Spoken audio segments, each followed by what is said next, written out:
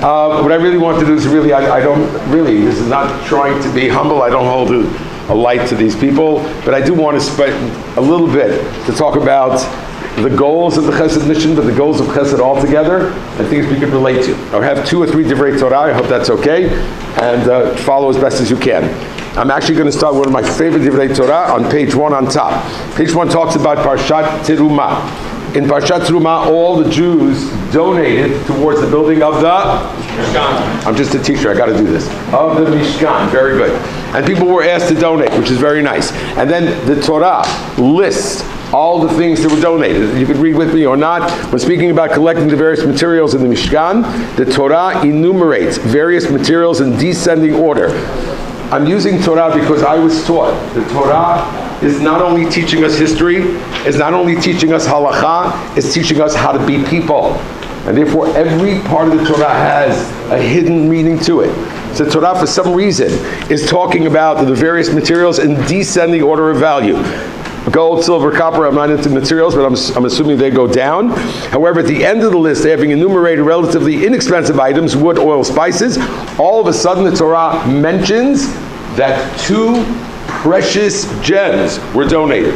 Now, again, I'm not in the business. I would assume that precious gems, diamonds, are up there with gold and silver. Why are they at the end? Something's going on here. So the rabbis tell us that who brought these precious gems were the princes, the Nisi'im. What was the story, ladies and gentlemen? Try to think that you are, Ellie, you're running a campaign, and you're running a fundraiser, and you say you need $1 million to build a new facility. Guy gets up in the room and he tells Ellie Bear, here's the deal. You raise whatever you can, and I'll fill the rest. How do you feel about that? I hate it. You'll swallow, right? Isn't that fantastic? That's what the princes said. That's what the Nisi'im said. You raise Moshe, whatever you need, and we'll fill in the rest. Says God. NG. Now, what happened was that everything was done. And they had nothing to give. And they felt bad about it. I'm not trying to bash the Nisi'im, that's not what I want to do. But bottom line is, they couldn't give something to the Mishkan, they had to start the other part, which is the gems for the clothing of the Kohen. But the fact that Hashem put it at the end of the list shows that he wasn't happy, which is interesting. What was their punishment? Take a look. The Nisi'im and it says they omitted the letter Yud. When you look at the pasuk, and it says Nisi'im, the letter Yud is not there. I'd like to tell you what God is teaching us. Nisi'im with a Yud means princes. Naso without a Yud, Nathan, means to carry and lift. You know what God's message is, ladies and gentlemen? It's going to be strong, I apologize. I need you to build a Mishkan? Poof, I can make a Mishkan. I'm giving you a chance to be part of the Mishkan. Don't sit back and say, let somebody else in, then I'll do. I carry you. You don't carry me, honey. Chesed is not about helping the other person. It's not about, I'm Superman. I'm going to save this guy. I'm going to give this person money so he can live. God can save that person. Chesed is about, what are you doing about this situation, and are you growing? That's the goal of Chesed. It's not about earning hours. It's not about becoming the head of SBH. It's not about getting an award. And it's not even about helping, it is about helping the other person. Which means, ladies and gents, we need Chesed. There's no sketch. Just like a fish needs water, and just like a human needs air, God created us in such a way we need the Chesed to grow. And hence, not next week, Lech Lecha, Vayera, we find a 99-year-old man who just went through a major surgery, which is Brit Milah. The man's name is Avraham. God made it very hot so no wayfarers should come. Where is the A guy? Where's Avraham? What's he doing? He's sitting outside his tent looking to do chesed. Why? Because he understands, what I just do? Because he understands, I get very violent. He understands that there is a need to do that. So the first step that I wanted to talk about was the concept that this is not just something to do, but we need to understand that it's a need. And you have to understand, I'm in a very funny position. I don't want to talk about the Hesed mission because, people who went on it, okay, very nice. And people didn't go on, you didn't have rooms, you didn't take me, so what are you talking about it, everybody feels funny about it, so it's weird, I understand. So I don't want to talk about the Hesed mission specifically, but that's really the goal. And when a person comes back and he says, I need more, that's the beginning of Hesed. We live at a time that we really need. I'm going to do something that I don't like to do, which is to read a story. I just read the story in the Hesed over the weekend. That's a magazine. I'd like to share the story with you about a very interesting bus driver in Israel. I'm sure you know the story, Ellie. I hope nobody else knows the story. And I'll tell you why we need to have Chesed in our life. Here we go. I'll do this as fast as I can. It was right after Rosh Hashanah. You don't have it. I'm reading it. This is the teacher's edition. The one that has all the answers. And it was right after Rosh Hashanah in Bnei Brak. Everybody knows where that is, right? One of Israel's most densely populated communities, and thousands of visiting families of every age and description were congregating around the Israeli bus stops, eagerly waiting to get home. It was, it's a long holiday. The bus stop reserved for the 402 express line. You guys know the story? Oh, good. The 402 express line to Jerusalem was extremely crowded, as tired seniors' parents, blessed with many children and crying infants, were waiting, none too patiently, for a bus that was nowhere in sight. After what seemed an eternity, an Egged bus could finally be spotted from the distance, but relief turned to dismay as the bus pulled into the station. It was bus number 318, headed for Rehovot, not Jerusalem. The poor driver was beseeched by the disappointed passengers. Look at the size of this crowd. Can't you help us to get to Yerushalayim, they begged. Have mercy on our senior citizens who have been standing here forever, they asked. The driver, while sympathetic, pointed to the numbers 318 and said, the bus goes to Rehovot. There's nothing I can do about it. I work for Egged. Parents of a wailing infant, approached the driver and said, have you no heart? Please, for the sake of the babies who are suffering here by the roadside. This plea seemed to resonate with the driver, who actually got up from his seat and announced with some resignation in his voice, okay, I'm going to go to Jerusalem. He fiddled with the buttons that transformed the bus into a 402 express. Would you believe this is Israel? Smiles broke out and the crowd spontaneously cheered. As they climbed aboard, the passengers thanked the driver profusely for his extraordinary kindness and wished him the traditional holiday blessings reserved for those we love, hold and dear. I'm on the second page. May you live a long, healthy life, said a Hasidic gentleman. May your children become leaders of Israel, yada, yada, yada.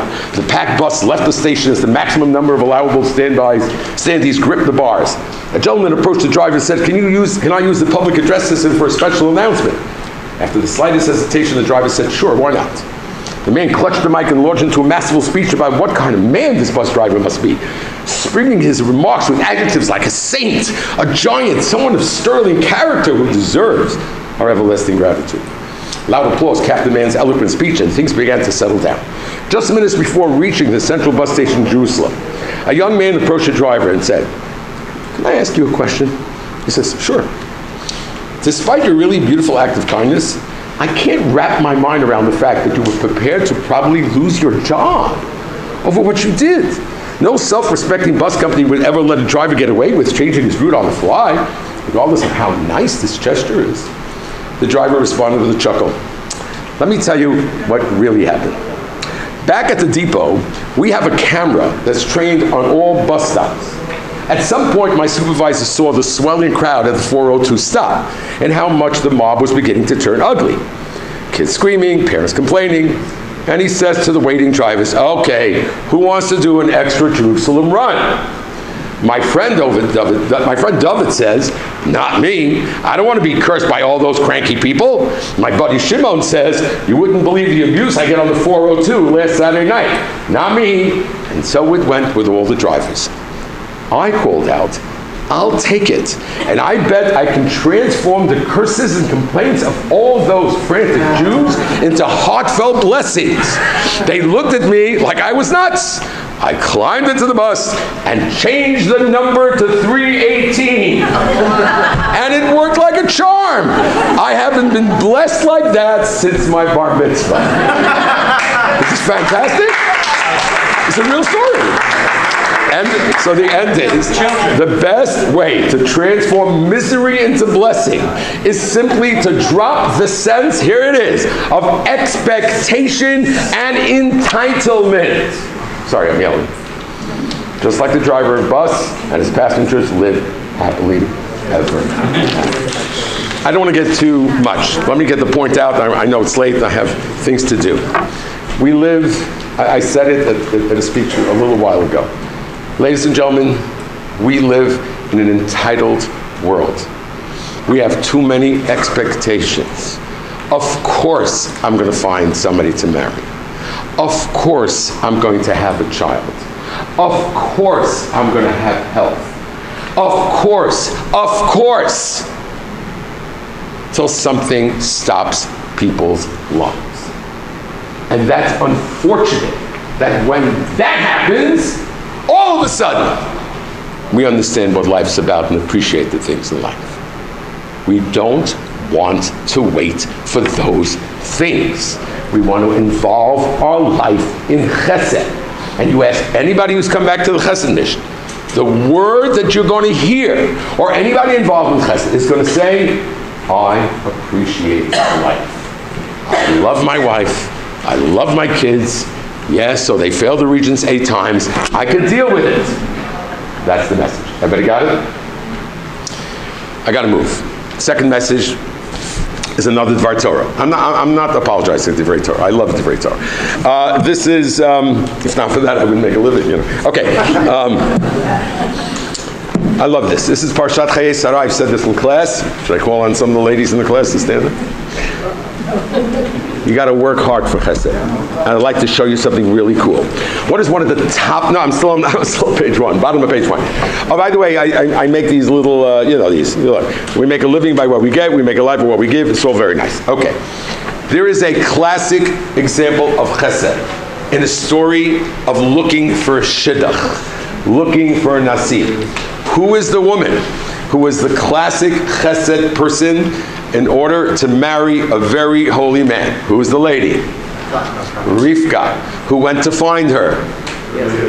Where did he find her? Just for those who are sending your children to parties, just a little biblical situation. 3 men found a wife at a well. Eliezer found one for Yitzchak, Moshe picked up Tzippi, and I'm missing some, and Yaakov picked up Rachel. I don't know why you're wasting millions of dollars on deal parties. Get a well, open a well, and just get it done. Maybe Beth Torah wants to undertake this project. Oh, okay, that's maybe. Just a little side point. So Eliezer comes, hopes that this is the girl. Everybody knows the story. Please follow me if it's not too hard, because it's really cool. It says in Naraz Tovat Mareh, very nice, very nice. But look what it says in 16. She at that point is picking up water for whom? For whom? For herself. She doesn't know Eliezer is there. So it says, Vatimale kada. And she fills her pitcher. Nice. Next pasuk, 17. And the servant ran toward her. He ran because he knew she's a holy woman. How does she know? How does he know she's a holy woman? What does Rashi say? Anybody know this famous midrash? What does Rashi say? I'll read it with you. Lefi shera'a she'alu hamayim. You see what he saw? The water was miraculously rose to Rivka. Whoa, she's got to be holy. Just a side point. So just book the wedding now. Holy schmoly, if she's not a Balas Chesed, have a good day. All the Rosh Yeshivas, that's not my point, but all the Rosh Yeshivas used to say, oh, he's a top learner. Good, so he should marry his desk. Is he a nice person? No, I'm dead serious about that. I mean, it's very nice, holy schmoly. Does he know how to take out the garbage at the end of the day? Let's see. So he goes and checks out the Chesed. We know the story. Some very smart person said, how did Rashi know that the water rose? So he'll tell me, it's Rashi Baal Peh, Midrash, fine. He says, I'm going to prove it. I'm going to prove that the water rose. Watch. In the next pasuk 20, not the next, when he asks her to what? To get water, look what it says. Vatimaher, she hastened, empties her pitcher, and then what does it say at the end? Vatarat od lish ov, to do what? to draw water. What do you have to do to draw water? What do you have to do? You have to bend down to draw water. It doesn't say she filled, it said she what? She bent. Here she bends, there it says she what? She filled. So must be that before the water rose. Is everybody with me? Everybody's happy except for Besser. Hello? If she's a holy woman and the water rises for her the first time, why isn't the water rising the second time? And that's my second point tonight, and here we go. First time, she was filling it up for who? God says, holy woman, I help you out. Second time, she's filling it up for who? Eliezer. Chesed, work it. Chesed don't come easy, honey. You want to do chesed? You gotta bend. You gotta bend. You gotta sweat. You know why we are on the chesed mission? Because there are people who say, I can't do this. I can't do this. I can't. I can't look at a kid with cancer. I can't look at a kid with tubes out of their face. I can't go to a home whose parents are either dead or they're alcoholics, and then I can't do it. I want to do chesed. It's not me. I can't get up on a bus and make a speech. I can't express myself in front of people. Too bad. That's what chesed has to do to us. And you know the signs. My favorite sign is what Susan Franco gave me. She gave me a lot more than that. But life begins, I'm on page 2. Life begins at the end of your comfort zone. There is no question about that.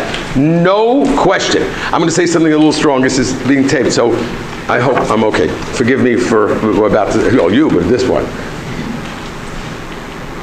So some people in this room have been spending some time in Sloan Kettering in the last couple of months. You walk into Sloan Kettering, the pediatric unit, and all of a sudden, children that could be so cute to us are scary. You know what's scary? They lost their hair, guys. They lost their hair. But when they lose their hair, there's a story behind it. And all of a sudden, some people, especially parents, get... I've had people, and this is not a criticism, this is a reality, say to me, we're not allowing our children to go to a Yachad program. I don't want my kids looking at retarded kids. I've had that statement. I'm not criticizing. That's fear and that's ignorance. That is an uncomfortability that needs to be broken, in my humble opinion. And when God gives these opportunities, we got to work it. Really work it. I had a young lady. Please don't even try to guess, okay? Very close to me. Oh, it's a nice story, guys. Relax. Everybody's like tense, is waiting for this like the brick to fall. It's a great story. Junior year is when many of the students go on Chesed mission. I thought she'd be going for sure. We're very close. Great girl, great Balas Chesed. I say, you're coming, right? I'm not coming, Rebbe. You're not coming? Why? I don't do hospitals. I don't do blood. I don't do this stuff. I can't. And please don't misunderstand. I respect that too. I tried, no. So that year, she got sick. And her hair fell out. Her hair fell out. And she went through everything. And she's beautifully married right now with a beautiful head of hair. Guess who was the first one to sign up in senior year? The first one was this girl. And not only the first one to sign up, but the first one in the cancer ward, walking around kids and saying, look at me, I'm healthy, helping others. Beautiful person. But we need to work this on our own. We need to really push ourselves to do things, no matter what they are, no matter who they are. Okay, you got the point, stop talking. These parshiyot, just another Dvar Torah, and then I have a little surprise. These parshiyot are talking about Avraham Avinu's Nisyonot, a quick Dvar Torah, my favorite one, but That was the favorite one, so this is my other favorite one. Okay. Nisayon means, what does the word Nisayon mean? Those who want to do it? Okay, Nisayon means a test. What is the shoresh word of Nisayon? Nes. What does the word Nes mean? Very nice. Everybody know this prayer in the middle of the page? Tekabish Shofar Gadol. Anybody know that prayer? Okay, you're supposed to say yes because we say it in the Amidah. Okay, just say yes. Okay. So let's make believe we're going to translate it. Blow a shofar, a big shofar for our freedom. Visa, and raise a nes. You raise a miracle, unless your baby's name is Miracle. What does that mean? You raise a miracle. So the word nes doesn't mean miracle. What does it mean? What does the word nes mean? Look at the English. Nes is a flag. Nes is a banner. What is the goal of a banner? What is the goal of a flag? What are you doing with a flag? You're showing where you are or who you are or what the situation is. What is the goal of a miracle? God miracle? Show the greatness of. What is the goal of a test? To show how great you are. One of the worst things that can happen in a child's life, in an adult's life, is there's so much in you, and no one pricked your little heart.